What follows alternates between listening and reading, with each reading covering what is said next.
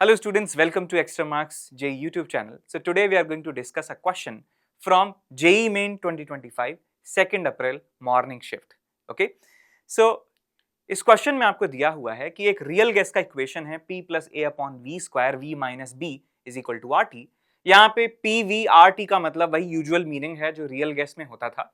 आपसे पूछा गया है कि डायमेंशन ऑफ ए बी की पावर -2 की वैल्यू पूछी गई है। ए बी पावर -2 का डायमेंशन आपसे पूछा गया है।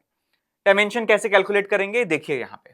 देखिए यहाँ पे डायमेंशन जो है ए अपॉन वी स्क्वायर का, dimension of a upon v square का वो होगा डायमेंशन ऑफ पी के बराबर। इसका मतलब यहां से आप बता सकते हैं कि डायमेंशनल फॉर्मूला और dimension of a will be same as dimension of P V square.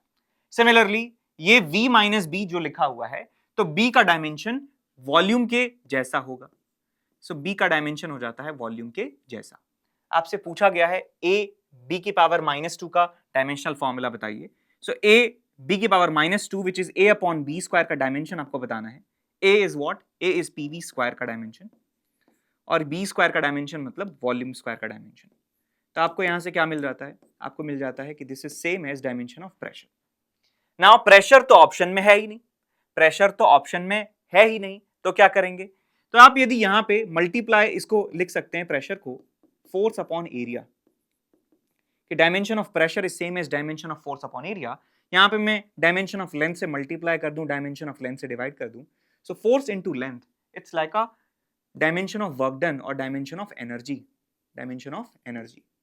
Dimension of area and dimension of length, dimension of length ये क्या बन जाएगा आपके पास? Dimension of volume.